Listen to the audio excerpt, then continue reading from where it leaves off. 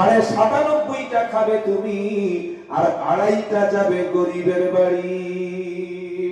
সুবহানাল্লাহ বলেন। পার্সেন্টেজটা জেনে নিলাম। আচ্ছা, আপনার এলাকায় ধান হয় না?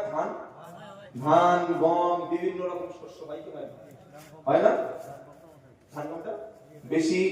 ফসলেরও যাকাত আছে। সুবহানাল্লাহ বলেন। অনেকে মনে করে টাকার যাকাত দিলাম, আর ধান, গম, রাই বা আরো শস্য যা আছে সব আমি নিজে খাবো। না, এটা বলে নাই। আল্লাহ পাক বলে দিচ্ছেন, তুমি বান্দা ফসল জমিতে উৎপন্ন করেছো, যদি তোমার ফসলটা আমি আল্লাহ বৃষ্টির পানি দ্বারা, বর্ষার পানি দ্বারা যদি তুমি ফসল চাষ করো, আমি আল্লাহ বলেছি তোমার খরচ হয়েছে কম, আমি বৃষ্টিতে আকাশ থেকে বৃষ্টির পানি দিয়েছি, তোমার স্যালো লাগে নাই, পানি তুলতে হয় নাই, বিষ কম লেগেছে, ওষুধ কম লেগেছে, সেজন্য আমি আল্লাহ বললাম বান্দা 10 বস্তা ধান হলে 9 বস্তা ধান তোমার, 10 বস্তা ফসল হলে 9 বস্তা তোমার, আর 1 বস্তা হলো কার? গরিবের। এই ফসলের যাকাতকে আরবিতে বলা হয় ওশর। কি বলা হয়? ওশর। 10 ভাগের 1 ভাগ। এবার কোন ব্যক্তি স্যালো বসিয়েছে, ধান চাষ করেছে, গম চাষ করেছে, অনেক লোক খরচ হয়ে গেছে, বিষ লেগেছে, সার লেগেছে, বিভিন্ন মেডিসিন লেগেছে, আকাশ থেকে পানি পায় নাই। যেমন এখন যে চাষটা হচ্ছে এটা আকাশের পানি, আমাদের জমিতে প্রচুর টাকা খরচ। আল্লাহ রহমানুর রহিম, গফুরুর রহিম, তিনি বলছেন বান্দা তোমার অনেকটা খরচ হয়ে গেছে, অনেকটা তুমি টাকা অর্থ অনেক খরচ করে ফেলেছো, এখন তোমাকে 10 বস্তা 1 বস্তা না, এবার যখন 20 বস্তা হবে, 19 বস্তা তোমার, 1 বস্তা গরিবের। সুবহানাল্লাহ বলেন। তবে ধান, গম, জব যা কিছু ফসল আছে, যেদিন জমি থেকে উঠবে আপনি ফসল নিয়ে আগে মাদ্রাসায়, আগে এতিমখানায়, আগে দুস্থ, আগে মিসকিন, আগে ফকির, আগে যারা যাকাত প্রাপ্ত ব্যক্তি তাদের বাড়িতে আপনি দিয়ে আসবেন, না মাদ্রাসার হুজুরকে বাড়ি যাবেন? বলেন বলেন। নিজে দিয়ে আসবো? আমাদের কি খেয়ে কাজ নাই? মাদ্রাসার হুজুর 3টে ছেলে নিয়ে আর বস্তা নিয়ে গেছে, ও ভাই এতগুলো জমি যাকাত কই? বললে হুজুর একটু ঘুরে আসো, ঘুরে আসো, দিচ্ছি দিচ্ছি। বলে লোকদের বলছে ধান যা দিবি ওর ভিতরে যদি 20 কেজি ধান থাকে, আর এই ধানের যেগুলো ফেলে দেয় উপরে, ওগুলো কি বলে? পাতান। পাতান। আমাদের 24 পরগনা বলে চিটা বা আগড়া। চিটা চিটা। তা বললো এই 20 কেজি ধান দিবি আর 30-40 কেজি পাতান ধরে দিবি, দিয়ে সুন্দর করে বস্তা মুখটা বেঁধে দিয়ে মাদ্রাসার ছাত্রের মাথায় তুলে দিয়ে বলছে বিসমিল্লাহি ফি সাবিলিল্লাহ ওয়া আলা মিল্লাতি রাসূলিল্লাহ। তো বড় চিটিং বাজার করছে, চিন্তা করে মাদ্রাসায় খুলে দেখতে শুধু পাতান আর শুধু পাতান। কবরে গেছে, আল্লাহ বলছে বান্দা কাফন খোল, কাফন খুলে দেখছে শুধু আমল নাই, পাতান। কি হলো? নামাজ কোথায় গেল? যাকাত কোথায় গেল? বললে তুমি যেমন ধানের মধ্যে পাতান দিলে, আমি আল্লাহ কবরের মধ্যে নেকিটাও পাতান বানিয়ে দিলাম। সেজন্য যাকাত আপনার বাড়ি কালেকশন করতে যাবে, আর আপনি যাকাত দিয়ে মনে করছেন আমি 3 লাখ টাকা যাকাত দিচ্ছি। যাকাত দান নয়, যাকাতটা হচ্ছে গরিবের হক। যাকাত কি? যাকাত মানে হলো আপনার নোংরা অপবিত্র অর্থের মধ্যে সম্পদের নোংরাটা বার করে দেওয়া। আমরা যে জামা পরিষ্কার করি, আমাদের শরীর পরিষ্কার করি, সাবান নাকি আমাদের নোংরাটা কি ওটা ফের এই বোতলে করে ভরে তুলে রেখে দিই নাকি? ওই কুম্ভের মেলার জলের মানে বোতলে ভরাটা কি নাকি? কি বুঝলেন? আমরা নোংরা জলটা শরীর থেকে গা ধোয়ার পরে, গোসল করার পরে বাদ দিয়ে দিই। ঠিক যাকাতটা হলো আপনার অর্থের মধ্য থেকে যেটা নোংরা, যেটা অতিরিক্ত, যেটা সেই অর্থটা দিয়ে আপনার সম্পত্তিটা পবিত্র হয়ে যাচ্ছে। জোরে বলুন না সুবহানাল্লাহ। আল্লাহ পাক এই সিস্টেমটা তিনি করে দিয়েছেন। তাহলে মোটামুটি একটা কনসেপশন হয়ে গেল। এইবার আপনি যখন যাকাত দেবেন, আপনি নিয়ত কি করবেন?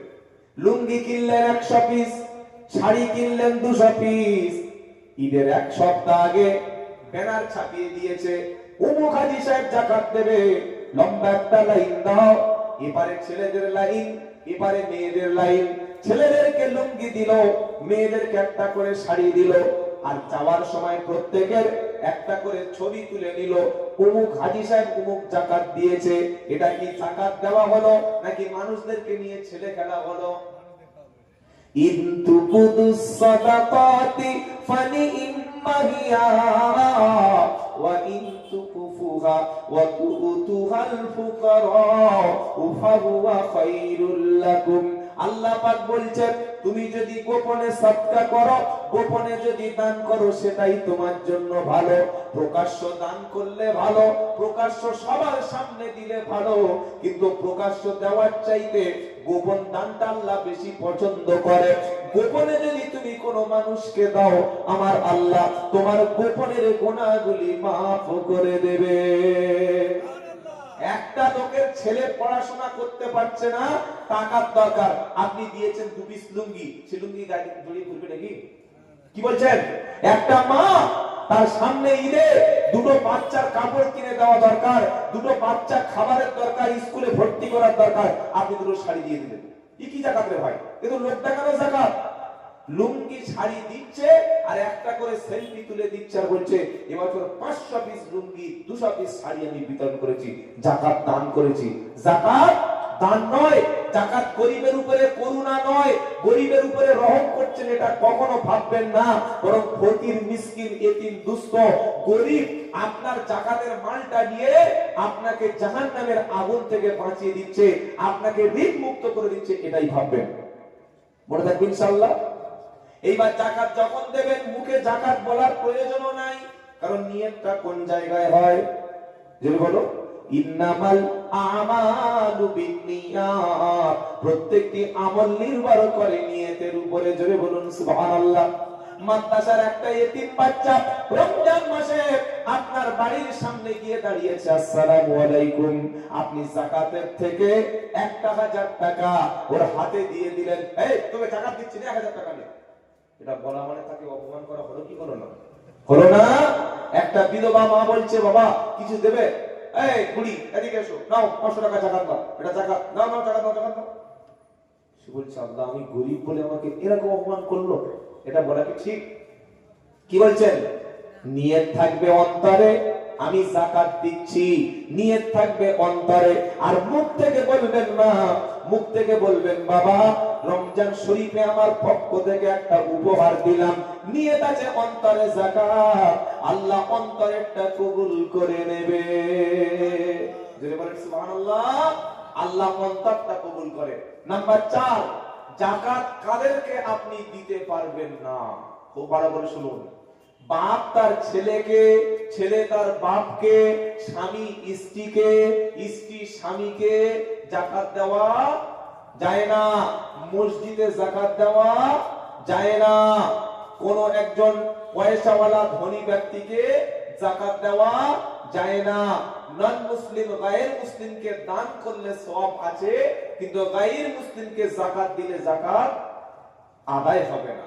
যাকাতের হক সবচাইতে বেশি নিকট আত্মীয় যারা, সুবহানাল্লাহ বলেন। আপনার চাচাতো ভাই, আপনার চাচাতো বোন, আপনার প্রতিবেশী, বাড়ির পাশে বাড়ি, সে ঘর করতে পারছে না, বৃষ্টিতে ভিজছে, সে একটা পোশাক কিনতে পারছে না, ছেলে ডাক্তার দেখাতে পারছে না, দীর্ঘদিন বিছানায় ক্যান্সারে ভুগছে, আপনি দয়া করে রমজান মাসে তাকে 5,000 2,000 টাকা দিলেন আর নিয়ত করলেন আমি যাকাত দিচ্ছি। এই যাকাতটা আল্লাহ তাআলা ডবল সওয়াব দান করবেন, বলুন সুবহানাল্লাহ। একটা যাকাত আদায়ের সওয়াব, আরেকটা হচ্ছে প্রতিবেশীর প্রতি সহানুভূতি দেখানোর জন্য, সুবহানাল্লাহ বলবেন না? একটা গরিবের ছেলে, প্রচুর গরিব, প্রচুর অসহায়, কোন রকমে তার বাপ একদম ভিক্ষা করে, মাঝে মাঝে ওই রাস্তায় কাজ করে খায়। এই ছেলেটি ক্যান্সারে ধরা পড়েছে, কিংবা ছেলেটি একটা বড় মিশনে পড়তে যাবে, ছেলেটি মাদ্রাসায় ভর্তি হয়ে বই কিনতে পারছে না, কিতাব কিনতে পারছে না, আপনি তাকে যাকাত দিলেন, অবশ্যই আল্লাহ তাআলা যাকাত কবুল করে নেবেন। জোরে বলুন সুবহানাল্লাহ। 5 নম্বর হলো যাকাত যে আমরা দেব, যাকাত যে আমরা দেব, এটার উদ্দেশ্য থাকবে আল্লাহর সন্তুষ্টির জন্য আমরা যাকাত প্রদান করছি, বলুন সুবহানাল্লাহ। কার সন্তুষ্টির জন্য? লোকে আমাকে বলবে যাকাত দেনেওয়ালা, এজন্য যাকাত দিলে যাকাত কবুল হবে না। আমার আল্লাহ রাজি, সেজন্য আমি যাকাত প্রদান করছি। আর যাকাত যারা দেবে না তাদের জন্য রয়েছে আযাব। ইয়াউমা ইহুমা আলাইহা ফি নারি জাহান্নামা ফাতুকুআ বিহা জিবাহুহুম ওয়া যুহুরুহুম ওয়া যুনুবুহুম হাদা মা কানাজতুম লিআনফুসিকুম ফাদুকুহু মা কুনতুম তাকুনিজুন। এই যাকাতের শেষ আয়াতটা শুনিয়ে দিলাম। সূরা তাওবায় আল্লাহ পাক বলছে, যেদিন কিয়ামতের দিন তোমার স্বর্ণ, তোমার জমি, তোমার টাকা, তোমার সম্পত্তি এগুলো আগুনে সেক দিয়ে তোমার বুকে, তোমার মুখে, তোমার চেহারায় এগুলো সেক দেওয়া হবে। আচ্ছা, কারেন্টের শক খেয়েছে আপনারা কোনোদিন? কে খেয়েছে? কেমন মজা লাগে বলুন তো? যদি 220 বা 440 লাইন, আপনি পালিয়ে যাচ্ছেন নাকি? এই যে চলে যাচ্ছেন, 1 নম্বর তো হয় 1 নম্বর আর নয় 3 নম্বর। 3 নম্বরটা কি? আর বেশিক্ষণ কথা বলবো না, একদম শর্ট টাইম শেষ হয়ে যাচ্ছে। আপনারা মনে করছেন যে যাকাত ধরেছে মানে সারা বলো না। আমি একটা সাবজেক্টের উপরে দুটো একটা কথা আলোচনা করলাম, বেশি করে তোমরা থাকবে না। কি নাম কি নাম কি নাম ভাই? 500 টাকা দিল। আল্লাহ, মালদা না বলে 1000 টাকা নিয়ে নিতাম। আচ্ছা, আল্লাহ কবুল করুন, আল্লাহুম্মা আমিন। এই দিনাজপুর, মালদা, মুর্শিদাবাদ, এটা আপনাদের যে ওই ফু দিয়ে ডানলাম টায়ার বানাতে চাচ্ছি তা নয়, এটা আসলটাই বলছি। দিনাজপুর, মালদা, মুর্শিদাবাদের লোক যেভাবে দান করে, আল্লাহকে আল্লাহকে সাক্ষী রেখে বলছি, আমি আসাম, ঝাড়খণ্ড, উড়িষ্যা, ত্রিপুরা, বিভিন্ন আমাদের বাংলা আলহামদুলিল্লাহ সব জেলায় আমি আল্লাহ নিয়ে গেছে। 3টি জেলার মতো দাতা আমি বাংলা বা ভারতের অন্যান্য রাজ্যে পাইনি। আপনাদের হাতটা দানের হাত অনেক বেশি, বলুন সুবহানাল্লাহ। আপনারা দেন, প্রচুর দেন। তাই এই যে মাদ্রাসা, সেই কথাটা এখনই বলবো ইনশাআল্লাহ, কেউ বলবেন না, মূল্যবান একটা প্রশ্ন হয়ে যাবে। যদি কেউ যাকাত না দেয় এবং মনে করে যে এটা আমি কেন দেব, এতে আমার লাভ কি? আল্লাহর নবী সাল্লাল্লাহু আলাইহি ওয়াসাল্লাম বলেছেন, কিয়ামতের দিন এই যাকাতের মালটা বিশাল একটা সাপ হবে, সাপ, অজগর সাপ, বিশাল বড় সাপ, রাসেল ভাইপার। নাম শুনেন নাই? কথা বলেন না। রাসেল ভাইপার নাম শুনেছেন? শুনেন নাই? রাসেল ভাইপারের মতো বড় সাপ হয়ে আপনার গলাটা কিয়ামতের দিন পেঁচিয়ে পেঁচিয়ে পেঁচিয়ে চোখের উপরে বসে চোখে দংশন করতে থাকবে। বান্দা বলবে আল্লাহ আল্লাহ আল্লাহ। আল্লাহ বলবে চুপ, এখন চিল্লাচ্ছ কেন? তোমার টাকা ছিল, পয়সা ছিল, স্বর্ণ ছিল, রূপা ছিল, ধান ছিল, গম ছিল, তুমি যাকাত দাওনি, তুমি মাল জমিয়েছো, এই সেই সম্পদ হাদামা কানাস্তু, তোমার জমাকৃত সম্পদ আজ তোমাকে দংশন করতেই থাকবে। আর কোরআনে সূরা তাওবার 24 নম্বর আয়াতে আল্লাহ বলছেন, ইয়াউমা ইহমা আলাইহা ফি নারি জাহান্নামা, যেদিন কিয়ামতের দিন তোমার টাকা পয়সা স্বর্ণ চাঁদি এগুলো আগুনের গরম করে করে, ওই যে 250 ভোল্টেজ 220 440 ভোল্টেজের কারেন্টের শক যারা খেয়েছে মজা তারাই জানে।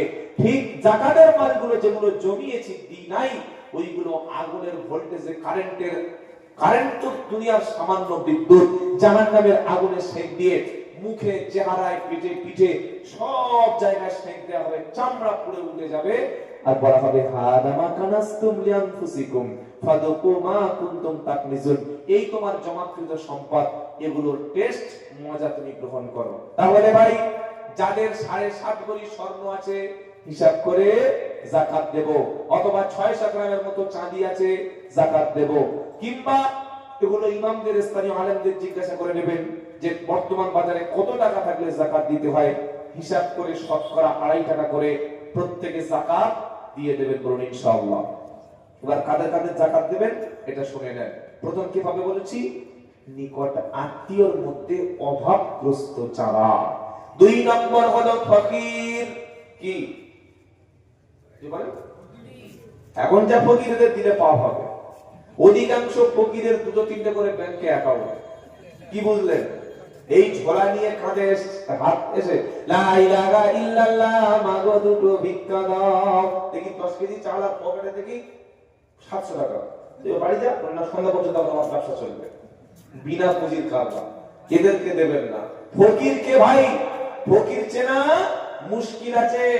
ফকির হলো সেই ব্যক্তি যার উপার্জনের কোনো রাস্তা নাই, সোর্স অফ ইনকাম বন্ধ, যিনি উপার্জন করতে পারেন না, দুস্থ, উপার্জন করার সামর্থ্য নাই, তাকে না দিলে না খেয়ে মারা যাবে, অসহায়, লোকের কাছে হাত পাচ্ছে, ভাই কিছু দাও, এর নাম কি? এরকম লোক পাওয়া খুব মুশকিল আছে। এখন যেভাবে চাল দিচ্ছে সরকার রেশন থেকে, ফকিরের ঘরে পাবে না, ফকিরের ঘরে 2 বস্তা চাল জমে আছে, কি বুঝলেন? এই ব্যক্তির জাকাত পাবে। 2 নম্বর হলো মিসকিন। মিসকিন কাকে বলে? যে ব্যক্তির খাবার নাই, থাকার মতো ঘর নাই, চিকিৎসার মতো টাকা নাই, আর লোকটা অসহায়, লজ্জায় কাউকে বলতে পারে না, অথচ তার টাকার দরকার। এর নাম হলো, এর নাম আরাআইতাল্লাযী ইউকাদ্দিবু বিদ্দীন ফাযালিকাল্লাযী ইয়াদউল ইয়াতীম ওয়ালা ইয়াহুদ্দু আলা তুআমিল মিসকিন। এখানে মিসকিনদেরকে খাদ্য যারা দিত না, তাদের জন্য আল্লাহ জাহান্নামের কথা শুনিয়ে দিয়েছে। তো মিসকিনকে যার প্রয়োজন, যার দরকার, আর লোকটা খুব ভদ্র, খুব মানে পার্সোনাল, মানে তার মধ্যে একটা এতটা ভদ্র ব্যক্তি, লজ্জায় বলতে পারছে না, টাকার দরকার, খাওয়া হয় না, লজ্জায় চায় না, এরকম সমাজ আছে না? আছে না ভাই? চিকিৎসার জন্য 1 পয়সা নাই, কিন্তু কাউকে মুখ থেকে বলে না, লোক যা দেয় ওদের চালিয়ে দেয়। নিজের সেলফ রেসপেক্ট এত বেশি, কারোর কাছে হাত পাততে পারে না, একে মিসকিন, এরকম ব্যক্তি দেবে বলুন ইনশাআল্লাহ। 4 নম্বর হলো ইতিম। যারা মাদ্রাসায় ইতিম আছে না নাই? জোরে বলেন। আমাদের জমাকৃত যাকাতের টাকা যদি আমরা মুসলমান না, যাদের যাকাত ফরজ হয়ে গেছে, সবাই যদি যাকাত দিতাম, আমাদের মাদ্রাসাগুলি, আমাদের এতিমখানাগুলি সব ভালোভাবে চলতো, আর অমুসলিমদের দিকে কখনো হাত পাততে হতো না। সমস্ত মুসলমানরা যদি তারা যাকাত দিত, মুসলমানদের মধ্যে একটাও ভিক্ষুক থাকতো না। আপনি বহরমপুর যান, চাঁচলে যান, গাজলে যান, তারপরে গঙ্গারামপুর যান, এদিকে ইটাহারে যান, ইসলামপুর যান, যারা ভিক্ষুকের সংখ্যা বেশি, তারা হিন্দু না মুসলিম? যেটা বলেন, আবার ধান্দাবাজি করার জন্য মাথায় টুপি পরে, 6 মাস দাড়ি না চেঁচে আমার চাইতে বড় দাড়ি বানিয়ে নিয়েছে, 500 টাকা একটা রেডিমেড পাঞ্জাবি পরে নিয়েছে, লা ইলাহা ইল্লাল্লাহ, ব্যাগ ভরে গেল, সাইডে দাঁড়িয়ে পেশাব দাঁড়িয়ে করে বিড়ি খেতে খেতে টুপি পরে নিয়ে চলে গেল। তার মানে ও টুপি পরলো না সমাজকে টুপি পরালো? ভাই কি করালো? এদেরকে যাকাত দেবেন না। যাকাত গরীব, মিসকিন, দুস্থ, এতিম, অসহায়, মুসাফির ব্যক্তি যাকাত দেবেন। আর আমাদের এই আপনাদের যে মাদ্রাসা, হাফিজ নিজামিয়া মাদ্রাসা, আহা, এই যে কোরআন দেখতে পাচ্ছেন, এটা দেখতে পাচ্ছেন, এটা কি? যদি বলেন না, এই কোরআন হেফাজতের দায়িত্ব স্বয়ং আমার আল্লাহ নেবে বলেছেন। সুবহানাল্লাহ বলবেন না? গতকাল টেলিভিশন একটা অনুষ্ঠান দেখছিলাম, এবিপি আনন্দ। 2 জন ব্যক্তি, নাম বলবো না, তারা চিৎকার করে করে বলছে, লাইভ টেলিভিশন টেলিকাস্ট হচ্ছে, যে পশ্চিম বাংলার জমিনে মাদ্রাসা রেখে জঙ্গি তৈরি করে লাভ কি? পরিষ্কার বলছে। আপনারা বলুন তো, 15 দিন আগে বহরমপুরে মন্দির ভাঙতে গিয়ে ধরা যারা পড়লো, তারা মুসলিম ছিল না অমুসলিম ছিল? অমুসলিম। কিছু আমার হিন্দু ভাই, তাদেরকে দাঙ্গা লাগানোর জন্য ব্যবহার করা হচ্ছে, তাদেরকে ব্যবহার করিয়ে সাম্প্রদায়িক তাস খেলার জন্য এই কাজ করছে। ওরা কি মাদ্রাসার ছাত্র ছিল? ছিল না। বেলডাঙ্গায় দেখবেন এবছর একটা পুজোয় বিশাল রাইট একটা দাঙ্গা হয়ে গেছে। যারা ওই বোর্ডটা আল্লাহর নামের পাশে বাজে একটা শব্দ ব্যবহার করে বেলডাঙ্গায় দাঙ্গা লাগিয়েছিল, তারা কোনো মাদ্রাসার ছাত্র না, কাল সকালবেলা আপনাদের এলাকার আশেপাশে যেখানে মদের লাইসেন্স দেয়, মদ বিক্রি হয়, লাইনে দাঁড়িয়ে ভিডিও ক্যামেরা করে দেখবেন মদ যারা কিনছে হাফেজ, কারি, মুফতি, মাওলানা, দাওয়াতের সাথী, কোরআন সুন্নাহ অনুযায়ী মেনে চলে, মাথায় টুপি, মুখে দাড়ি, সবগুলো মাদ্রাসার ছাত্র, তাই তো? আরে না, এটা 3-4 জন বললেন কেন? বেশি লোক কি বলছেন? হ্যাঁ হ্যাঁ না না কোনটা? একটাও টুপি দাড়ি পাঞ্জাবিওয়ালা মাদ্রাসার ছাত্র মদখোর পাবেন না। কাছাকাছি যদি কোনো পতিতাখানা, বেশ্যাখানা থাকে, সেখানে গিয়ে দেখবেন একটাও হাফেজ সাহেব, মুফতি সাহেব, মাওলানা সাহেব, মাদ্রাসার স্টুডেন্ট পাবেন না। আপনাদের কোন থানা ভাই? গঙ্গারামপুর থানা। কাল সকালবেলা গিয়ে ওসির কাছে বলেন, ওসি, যাদের নামে ওয়ারেন্ট আছে, যারা বড় বড় ক্রিমিনাল, ক্রাইম চার্টটা একটু দেখি, অপরাধীদের লিস্টের নামটা দেখি। হাফেজ, কারি, মুফতি, মাওলানা পাবেন না। কারণ এই কোরআন যদি আমরা আমাদের সন্তানদের শিক্ষা দিতে পারি, আমাদের সমাজটা সন্ত্রাস মুক্ত, চাঁদাবাজ মুক্ত, মদ মুক্ত, জেনা মুক্ত, সুদ মুক্ত একটা শান্তিপ্রিয় পিসফুল সোসাইটি আমরা তৈরি করতে পারবো। জোরে বলুন সুবহানাল্লাহ। তারা রীতিমতো পুষ্কে দিয়ে যাচ্ছে টেলিভিশনে, তারা বলছে মাদ্রাসা পশ্চিম বাংলায় রেখে লাভ কি? ওরে হারামখোরের বাচ্চা, তোরা জানিস না এই ভারতবর্ষ স্বাধীনের জন্য, উত্তর ভারতের স্বাধীনতার জন্য উত্তর ভারতে সর্বপ্রথম তৈরি হলো দারুল উলুম দেওবন্দ। সেখান থেকে জমিয়তুল উলামা, আমাদের সম্মানিত আকাবিররা, ওলামারা, তারা সর্বপ্রথম স্বাধীনতার আন্দোলন সূচনা করেছিল। তা না হলে আজকে তোদের এখানে স্বাধীনতার স্বাদ কি পেতিস না? আজকের সেই মাদ্রাসাগুলো বন্ধ করার চেষ্টা করছে, তাদের সংখ্যা হাতে কয়েকটা গুনে নেওয়া লোক। সুতরাং আমরা যারা শান্তিপ্রিয় ভারতীয়, যারা বাংলায় শান্তির সঙ্গে হিন্দু মুসলমান মিলেমিশে বসবাস করি, একজন হিন্দু বিপদে পড়লে আমরা সহযোগিতা করি। আর এটাই ইসলাম বলেছে, কেউ তোমার কাছে হাত পেতেছে, খাবার চাইছে, কখনো জিজ্ঞাসা করো না তুমি হিন্দু না মুসলমান। কেউ তোমার কাছে রক্ত চাইছে, শরীর বাঁচাবে, রক্ত, ব্লাড ডোনেশন, রক্ত দিতে বলছে, তুমি কখনো দেখবে না সে হিন্দু মুসলমান কিনা। কেউ তার ছেলেকে লেখাপড়া শিক্ষা দিতে পারছে না, তুমি টাকা দাও, ওখানে যেন জিজ্ঞাসা করো না তুমি হিন্দু কি তুমি মুসলমান। একজন ক্ষুধার্ত ব্যক্তি, তুমি তার 1 কেজি 5 কেজি চাল কিনে দাও, সেখানে জিজ্ঞাসা করো না হিন্দু কি মুসলমান। এই শিক্ষা ইসলাম আমার দেয়। বরং ইসলাম আমাকে বলেছে, সংখ্যা গরিষ্ঠ মুসলিম যেখানে বেশি, সেই জায়গায় সংখ্যালঘুর উপরে যদি অত্যাচার হয়, নবী পাক সাল্লাল্লাহু আলাইহি ওয়াসাল্লাম কিয়ামতের দিন সংখ্যালঘুর পাশে দাঁড়িয়ে সংখ্যাগরিষ্ঠ মুসলিমের বিরুদ্ধে আল্লাহর কাছে মামলা দায়ের করবে। তাই আমরা যারা শান্তিপ্রিয় মুসলিম, আমরা ভারতবর্ষকে ভালোবাসি, শান্তির বাংলাকে ভালোবাসি, এই মাদ্রাসা টিকিয়ে রাখবো না মাদ্রাসা বন্ধ করে দেবো? কোনটা কোনটা? মাদ্রাসার পক্ষে আছেন কারা? হাত তুলুন দেখি। নারায়ে তাকবীর। জোরে বলেন নারায়ে তাকবীর। এবার আল্লাহর ওয়াদা শুনেন। আল্লাহ বলছেন, কোরআন পাঠিয়েছি আমি, আর হেফাজত করবেন কে? ইন্না নাহনু। আর কয়েকটা মিনিট, আর বেশিক্ষণ কথা হবে না, শেষ হয়ে যাবে। ইন্না নাহনু নাযালনা যিকরা ওয়া ইন্না লাহু লাহাফিজুন।